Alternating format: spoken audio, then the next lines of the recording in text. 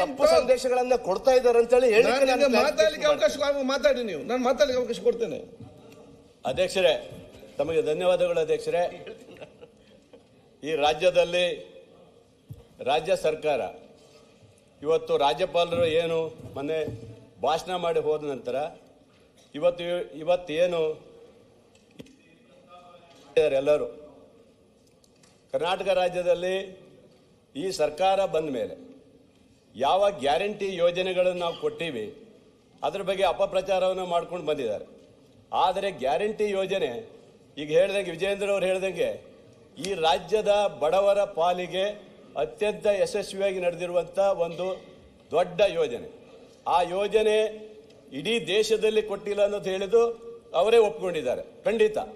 ಆದರೆ ಒಂದೆರಡು ತಿಂಗಳು ವ್ಯತ್ಯಾಸ ಆಗುವಂಥ ವಿಚಾರ ಬಂದರೆ ಬಿಟ್ಟರೆ ಒಂದು ತಿಂಗಳು ಹೆಚ್ಚು ಕಮ್ಮಿ ಆಗ್ಬೋದು. ಆದರೆ ಅವರ ಮನೆ ಬಾಗಿಲಿಗೆ ಮುಟ್ಟುವಂಥ ಕೆಲಸವನ್ನು ಇವತ್ತು ರಾಜ್ಯ ಸರ್ಕಾರ ಮಾಡಿದೆ. ಅದ್ರ ಜೊತೆಗೆ ಇವತ್ತು ರಾಜ್ಯಪಾಲರು ಮೊನ್ನೆ ಬಂದು ಮಾತಾಡಿ ಹೋಗಿರುವಂಥದ್ದು, ಯಾವ ಉದ್ದೇಶಕ್ಕಾಗಿ ರಾಜ್ಯಪಾಲರು ಬಂದರು, ಅವರು ಮಾತಾಡಿದ್ದು 2 ನಿಮಿಷ ಇರ್ಬೋದು.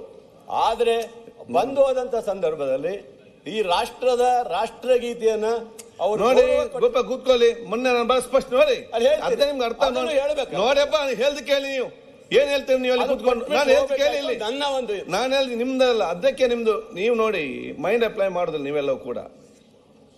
ಏನಾಗಿದೆ ಸರ್, ಮೊನ್ನೆ ಬಹಳ ಸ್ಪಷ್ಟವಾಗಿ ನಾವು ಹೇಳಿದ್ದೇವೆ, ರಾಜ್ಯಪಾಲರ ಬಗ್ಗೆ ಅವ್ರ ನಡವಳಿಕೆ ಯಾರಿಗೂ ಚರ್ಚೆ ಮಾಡ್ಲಿಕ್ಕಿಲ್ಲ, ಎಲ್ಲ ಬಿಟ್ಟೆ ಆಯ್ತು ಬಿಟ್ಟೆ. ಆದರೆ ಇವತ್ತು ದೇಶದಲ್ಲಿ ಹೈವೇ ಬಗ್ಗೆ ಮಾತಾಡ್ತಾ ಬಹಳ ಹೇಳಿದ್ರು. ಈ ರಾಜ್ಯದಲ್ಲಿ ಕರ್ನಾಟಕ ರಾಜ್ಯದಲ್ಲಿ ಯಾವ ಹೈವೇಗಳು ಇವತ್ತು ಮುಕ್ತಾಯ ಆಗಿದೆ ಇವತ್ತು ಯೋಚನೆ ಮಾಡಿ ಹೇಳ್ಬೇಕು. ಇವತ್ತು ಬಿಜೆಪಿ ಸರ್ಕಾರ, ಕೇಂದ್ರ ಸರ್ಕಾರ ಯಾವುದೇ ಹೈವೇ ನಮ್ಮ ಯಾವುದೇ ಹೈವೇ 15-20 ವರ್ಷ ಆಗ್ತಾ ಬಂದ್ರು ಸಹ ಇವತ್ತಿಗೂ ಹೈವೇಗಳು ಮುಕ್ತಾಯ ಆಗಿಲ್ಲ. ಇವತ್ತು ಈ ದೇಶದ ಪರಿಸ್ಥಿತಿ ಈ ತರ ಇದೆ. ಇವತ್ತು ಅಲ್ಲ ವಿಚಾರ ಹೇಳ್ತೀರಾ? ನೀವು ಶಿವಮೊಗ್ಗನೇ ಹೇಳ್ತಾ ಇದ್ದೇನೆ, ತುಮಕೂರಿಂದ ಗೋಪಾಕ್ಷ ಕಂಟಿನ್ಯೂ ಮಾಡಿ. ನೀವು ಅಲ್ಲ ಅವ್ರು ಕೇಳಿದ್ರೆ ಹೇಳ್ತಾರೆ, ಅವ್ರಿಗೆ ಯಾಕೆ ನೀವು ಉತ್ತರ ಕೊಡ್ತೀರಿ ಇವ್ರೆ? ಹಾಗಾಗಿ ಅಲ್ಲ ನಾನು ಹೇಳೋದು, ಹಾಗಾಗಿ ಇವತ್ತು ದೇಶದ ಪರಿಸ್ಥಿತಿ ಈ ತರ ರಾಜ್ಯ ಸರ್ಕಾರ ಹೈವೇಗಳು ಕಂಟಿನ್ಯೂ ಮಾಡಿ. ನೀವು ಈ ಕಡೆ ಶರಣ್ ಸಲಗಾರ್ ಅಲ್ಲಿ ನೋಡಿ ಸರ್, ಎಲ್ಲರಿಗೂ ಗೊತ್ತಿದೆ. ನೀವು ಯಾಕೆ ಮಾತಾಡ್ತೀರಿ? ಅಲ್ಲ ಓಕೆ ಫಿನಿಶ್ ಮಾಡಿ. ಅಧ್ಯಕ್ಷರೇ, ಇವತ್ತು ಈ ರೀತಿಯ ಪರಿಸ್ಥಿತಿ ಇದೆ. ರಾಜ್ಯ ಸರ್ಕಾರ ಕೊಡುವಂತ ಹಣದಲ್ಲೂ ಸಹ ಕೇಂದ್ರ ಸರ್ಕಾರ ಬರುವಂತ ಇದರಲ್ಲಿ ಇವತ್ತು ನಮ್ಮ ಶರತ್ ಅವ್ರು ಹೇಳ್ದಂಗೆ ಅವ್ರೇನು ಬರ್ಬಾತಾಗಿ ಹೋಗಿದಾರ? ಯಾಕೆ ಕೊಡ್ತಾ ಇಲ್ಲ? ನೀವು ಇವತ್ತು ನೋಡಿ GST ಈಗ ಸಡನ್ಲಿ ಇಷ್ಟು ವರ್ಷ GST ಅಲ್ಲಿ ದುಡ್ಡು ಮಾಡಿ ಕಲೆಕ್ಟ್ ಮಾಡಿ ಚೆನ್ನಾಗಿ ರೆಡಿ ಮಾಡಿಕೊಂಡು ಸಡನ್ಲಿ ಇವತ್ತು ಕೆಲವೊಂದು GST ಅನ್ನ ಇವತ್ತು ಕಮ್ಮಿ ಮಾಡಿ ರಾಜ್ಯ ಸರ್ಕಾರಕ್ಕೆ 15,000 ಕೋಟಿ ಇವತ್ತು ನಮಗೆ ಹೊಣೆ ಬಂತು, ಇವತ್ತು ಹೊರೆ ಬಂತು. ಇವತ್ತು ಅದು 15,000 ಕೋಟಿ ಯಾರು ಕೊಡೋದು? ಇದಲ್ಲ, ಇದನ್ನ ಯಾರು ಕೊಡ್ತಾರೆ ಇವತ್ತು? ಇದು ಅದು ಅವ್ರು ಮಾಡ್ಬೇಕಲ್ಲ. ನಾವು 4,09,000 ಕೋಟಿ ಇವತ್ತು ಏನು ಬಡ್ಜೆಟ್ ಮಂಡನೆ ಮಾಡ್ತೀವಿ, ಅದು ಕಡಿತ ಆಗ್ತಾ ಬಂತಲ್ಲ ನಮಗೆ. ಇವತ್ತು ಕೇಂದ್ರದ ಹಣಗಳು ಕೊಡದೆ ಹೋದ್ರೆ ರಾಜ್ಯ ಸರ್ಕಾರದ ಪಾಲು ಬೇಕಾದಷ್ಟು ಹೋಗಿದ್ದು, ಇವ್ರು ಯಾಕೆ ಕೊಡಲ್ಲ ನಮಗೆ? ಇವತ್ತು ಇವ್ರು ಕೊಡ್ತಾರೆ. ಇವರು GST ಬಗ್ಗೆ ಹೇಳಿದ್ರಲ್ಲ, ಸಾಲ ಮಾಡಬೇಕಾಗುತ್ತೆ. ಯಾಕೆ ಇವ್ರ ಕಾಲದಲ್ಲಿ ಸಾಲ ಮಾಡಿಲ್ಲ? ಇವ್ರ ಕಾಲದಲ್ಲಿ ಬೇಕಾದಷ್ಟು ಸಾಲ ಮಾಡಿ ಹೋದ್ರು. ಇವರು 2.5 ಲಕ್ಷ ಕೋಟಿ ರೂಪಾಯಿ ಸಾಲ ಮಾಡೇ ಹೋಗಿರುವುದು ಅಲ್ವಾ? ಹಾಗಾಗಿ ಅಧ್ಯಕ್ಷರೇ, ಈ ದೇಶದಲ್ಲಿ ರಾಜ್ಯದಲ್ಲಿ ಎಲ್ಲಾ ರಾಜ್ಯಕ್ಕೂ ಸಮಾನತೆ ಕೊಡೋ ದೃಷ್ಟಿಯಲ್ಲಿ ಬೇರೆ ಬೇರೆ ರಾಜ್ಯಕ್ಕೆ ಏನ್ ಬೇಕಾದ್ರೂ ಕೊಡ್ಬೋದು. ಆದ್ರೆ ಕರ್ನಾಟಕ ರಾಜ್ಯ ಸರ್ಕಾರ ಕಾಂಗ್ರೆಸ್ ಸರ್ಕಾರ ಇದೆ ಅಂತೇಳಿ ಏನು ತಾರತಮ್ಯ ಮಾಡುವ ಕೆಲಸವನ್ನ ಇವತ್ತು ರಾಜ್ಯದಲ್ಲಿ ಬಿಡಬೇಕು. ಒಂದು. ಎರಡನೇದು ಅಧ್ಯಕ್ಷರೇ, ಇವತ್ತು ನಮ್ಮ ಸರ್ಕಾರ ಇವತ್ತು ಯಾವ್ಯಾವ ನಿಗಮಗಳಿಗೆ ದುಡ್ಡು ಇಟ್ಟಿಲ್ಲ ಅಂತ ಹೇಳಿದ್ರಲ್ಲ, ಅವರು ಇನ್ನೂ 2 ವರ್ಷ ಸಮಯ ಇದೆ.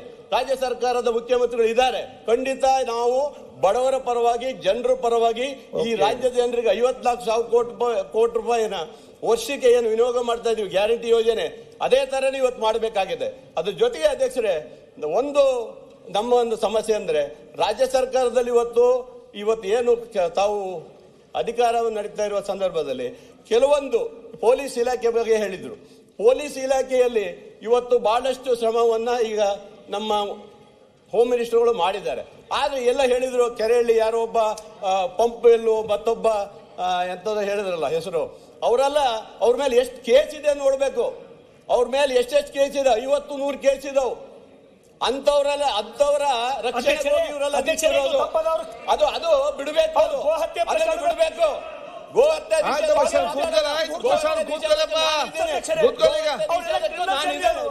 ನಿಷೇಧ ಪ್ರಾಣ ಹತ್ಯೆ ಕೆಲಸ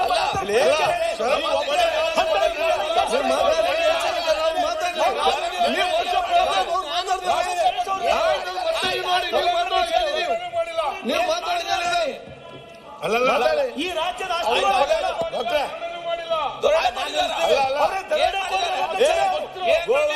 ನಿಷೇಧ ಮಾಡೋದಲ್ಲ, ನಿಷೇಧ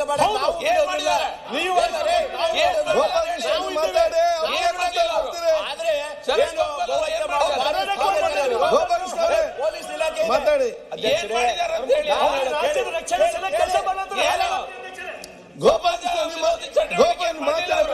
ಮಾಡ್ತೀರಿ ಅಧ್ಯಕ್ಷರೇ, ವಿಜೇಂದ್ರ ಮಾತಾಡ್ಬೇಕಾದ್ರೆ ನಾವು ಮಾಡಿ ವಿಜೇಂದ್ರ ಸುಮ್ಮನೆ ಯಾರು ಡಿಫೆಂಡ್ ಮಾಡಿ ಕೂತ್ಕೊಳ್ಳಪ್ಪ. ನಾನು ಮಾತಾಡ್ಬೇಕಾದ್ರೆ ಯಾಕೆ ಅವ್ರು ಮಾತಾಡ್ತಾರೆ? ಮಾತಾಡಿ ಈಗ ಹೇಳ್ತೀನಿ, ಕೇಳ್ಬೇಕಲ್ಲ ನೀವು ಕೂತ ಅಲ್ಲ ಹೇಳ್ತೇನೆ. ಅರೆ ಮಾತಾಡಿ ಅಧ್ಯಕ್ಷರೇ,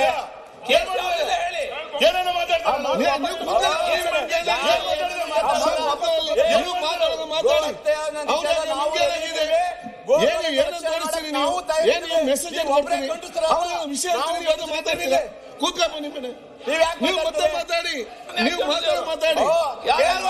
ಆಯ್ತು, ಯಾರು ನಿಮ್ಮ ಯಾಕೆ ನೀವು ಹೆಸರಾಗ ಅವ್ರ ಹೆಸರಾಕೊಂಡಿದ್ದಾರೆ? ಅಲ್ಲ ಏನು ಯಾರು ಬಗ್ಗೆ ಮಾತಾಡ್ತೀವಿ ಸುಮ್ಮನೆ ಕೂತ್ಕೊಂಡು? ನೀವು ವಿಧಾನಸಭೆಯಲ್ಲಿ ಕೂತ್ಕೊಂಡು ಏನ್ ಚರ್ಚೆ ಮಾಡ್ತೀವಿ? ಮಾತಾಡಿ ಮುಗಿಸ್ಲಿ. ನೀವು ಮಾತಾಡೋಣ ಮಾತಾಡಿಯಪ್ಪ, ನೀವು ಮಾತಾಡೋಣ ಮಾತಾಡಿ. ಅದೇ ಅವ್ರು ಮಾತಾಡ್ಬೇಕು. ಅಲ್ಲ ಹೇಳೋದು ಗೋ ಹತ್ಯೆ ಮುಂದಕ್ಕೆ ಹೋಗಿ ಹೇಳಿದ್ರೆ ಯಾರೋ ನಿಲ್ಸೋದಲ್ಲ ಮುಂದಕ್ಕೆ ಹೋಗ್ಲಿ. ಇಡೀ ನಮ್ಮ ಈ ಭಾಗದ ಎಲ್ಲರೂ ನಾವು ಗೋ ಹತ್ಯೆದ ಬಗ್ಗೆ ನಿಷೇಧದ ಬಗ್ಗೆ ನಾವು ರೆಡಿ ಇದ್ದೀವಿ. ಆಯ್ತಾ? ಗೋವುಗಳನ್ನ ಯಾರು ಹಿಡಿದ್ರು ಬಿಡೋಲ್ಲ, ಅವ್ರ ಮೇಲೆ ನಾವು ಕ್ರಮ ತಗೊಳ್ತೀವಿ. ಮಂಜಣ್ಣ ಇರಪ್ಪ ಒಂದ್ ನಿಮಿಷ ಆಯ್ತು ಅಲ್ವಾ? ಇಷ್ಟೆಲ್ಲ ಇರ್ಬೇಕಾದ್ರು ಸಹ ಯಾರೋ ಇಬ್ಬರ ಬಗ್ಗೆ ಇದ್ ಮಾಡೋವಂಥದ್ದೆಲ್ಲ ದ್ವೇಷ ಭಾಷಣದ ಬಗ್ಗೆ ಕೇಳಿದ್ರಿ. ಖಂಡಿತ ಇವತ್ತು ನಮ್ಮ ಸರ್ಕಾರ ತಂದಿದ್ದು ಸರಿ ಇದೆ. ಯಾಕೆ ಮಾತಾಡ್ತಾರೆ? ದ್ವೇಷ ಭಾಷಣ ನೀವು ಒಬ್ಬರೇ ಅಲ್ಲ, ನಮ್ಮ ಪಕ್ಷದವರು ಮಾತಾಡಿದ್ರು ಸಹ ಅವರು ವಿರೋಧ ಕೇಸ್ ಹಾಕ್ಲೇಬೇಕಾಗುತ್ತೆ ಅಧ್ಯಕ್ಷರೇ. ಇದು ಆಗ್ಬೇಕು, ಆಗ್ತೇವೆ. ಕಂಟಿನ್ಯೂ. ನಾನು ಹೇಳೋದು ಕಡಿ ಕೊಲೆ ಮಾಡೋ ಕೊಚ್ಚು ಅಂತ ಹೇಳಿ ಭಾಷಣದ ಹೇಳಲಿಕ್ಕೆ ಈ ದೇಶದಲ್ಲಿ ಕಾನೂನು ಇದೆಯಾ? ಇದೆಯಲ್ರಿ? ಕಾನೂನು ಇದ್ರೆ ಹೇಳ್ಬೇಕು ನೀವು. ಖರ್ಗೆ ಅವರು ಅಮಿತ್ ಶಾ ಅವ್ರ ಬಗ್ಗೆ ಆ ರೀತಿ ಮಾತಾಡಿದ್ರೆ ಅಧ್ಯಕ್ಷರೇ, ದ್ವೇಷ ಭಾಷಣ ಇವತ್ತು ರಾಜ್ಯ ಸರ್ಕಾರ ತಂದಿರೋದು ಸರಿ ಇದೆ. ಕಡಿವಾಣ ಹಾಕ್ಲೇಬೇಕು. ಇದು ಯಾರೇ ಇರ್ಬೋದು, ಯಾವುದೇ ವ್ಯಕ್ತಿ ಇರ್ಬೋದು, ಯಾವುದೇ ಪಕ್ಷ ಇರ್ಬೋದು, ಇದರಲ್ಲಿ ಕಡಿವಾಣ ಹಾಕ್ಲೇಬೇಕಾಗುತ್ತೆ ಅಧ್ಯಕ್ಷರೇ. ಈ ರೀತಿಯಾದಂತ ಸರ್ಕಾರ ತಂದಿರುವಂತದ್ನ ಖಂಡಿತ ಒಪ್ಕೊಳ್ಳಬೇಕಾಗುತ್ತೆ. ಬಳ್ಳಾರಿ MLA ರಿವಾಲ್ವರ್ ಕಂಟಿನ್ಯೂ ಬಳ್ಳಾರಿಯನ್ನೇ ಸುಟ್ಟಾಕ್ತೀವಿ ಅಂತ ಹೇಳಿದ ಮೇಲೆ ಅದು ಏನು ದ್ವೇಷ ಅಲ್ವಾ? ಬಳ್ಳಾರಿ ಮಾತಾಡೋಲ್ಲ. ನಾವು ಹೋರಾಟ ಮಾಡಿ ಮಾಡೋ ತಾಕತ್ತಿದೆ, ನಾವು ಮಾಡಲ್ಲ ಬೇರೆ ಕಡೆ. ಈಗ ಬಳ್ಳಾರಿ ಮಾಡಿ ಅಧ್ಯಕ್ಷರೇ, ಹಾಗಾಗಿ ರಾಜ್ಯಪಾಲ ಇಲ್ಲ, ಒಂದೆರಡು ಮಾತು ಮುಗಿಸ್ಬಿಡ್ತೇನೆ. ಇಷ್ಟು ಹೇಳಿ, ಇವತ್ತು ಕೇಂದ್ರ ಸರ್ಕಾರ ಇವತ್ತು ನಬಾರ್ಡ್ ಇಂದಲೂ ಸಹ ದುಡ್ಡು ಬರ್ತಾ ಇಲ್ಲ ಅಧ್ಯಕ್ಷರೇ. ನಬಾರ್ಡ್ ರಸ್ತೆಗಳು 2 ವರ್ಷ ಆಗ್ತಾ ಬಂತು, ಇವತ್ತಿಗೂ ಒಂದು ರಸ್ತೆಗಳನ್ನ ನಮಗೆ ಕೊಡ್ಲಿಕ್ಕೆ ಆಗ್ತಾ ಇಲ್ಲ.